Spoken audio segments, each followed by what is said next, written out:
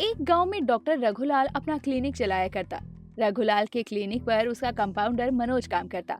लेकिन रघुलाल मनोज के काम से कभी खुश नहीं होता और हमेशा उसे सुनाया करता। मनोज टाइम से आकर क्लिनिक खोलता और हमेशा सब चीजों का ध्यान रखता। एक रोज रघुलाल के क्लिनिक पर एक औरत आती है और अपने 14 साल के बेटे को लेकर वो डॉक्टर से मिलने की कहती है। और उसके बेटे के हाथ में एक फोड़ा था और वो बहुत रो रहा था। लेकिन डॉक्टर उस बच्चे के कच्चे फोड़े पर चीरा लगा देते हैं और उसे दवाई दे देते हैं। अब उस औरत और बच्चे के जाने के बाद रघुलाल का कंपाउंडर मनोज डॉक्टर से कहता है कि आपने ठीक नहीं किया, घाव अभी कच्चा था, ऐसे में बच्चे को इन्फेक्शन हो सकता है। लेकिन रघुलाल मनोज को डांटते हुए कहता है कि वो डॉक्टर है और उसे पता है कि क्या करना चाहिए। मनोज भी रघुलाल की इन हरकतों को देखकर उसे झोला छाप डॉक्टर कह दिया करता।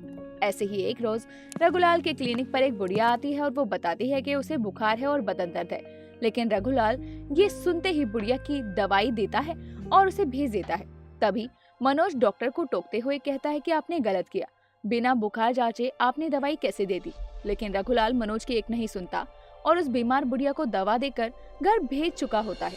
जहां रघुलाल की पत्नी अब घर आने पर रघुलाल को ताने देती है और बताती है कि वो पढ़ा लिखा नहीं है और वो डॉक्टर भी नहीं है और लोगों को मूर्ख बना रहा है। किसी दिन असली डिग्री वाला डॉक्टर आ गया तो उसका राज सबके सामने खुल जाएगा।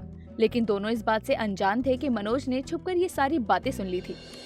अगले दिन जिस बुढ़िया का इलाज डॉक्टर ने किया होता है वो मर जाती है, जिसके बाद कंपाउंडर आकर सबको ये बताता है कि रघुलाल एक झोला छाप डॉक्टर है और उसके पास डिग्री नहीं है। उसने इस बात की रिकॉर्डिंग भी कर ली थी और ये बात वो पूरे गांव वालों को सुनाता है। जिसके बाद झोला छाप डॉक्टर रघुलाल को पूरे गांव वाले मिलकर बहुत मारते हैं और पुलिस के हवाले कर देते हैं।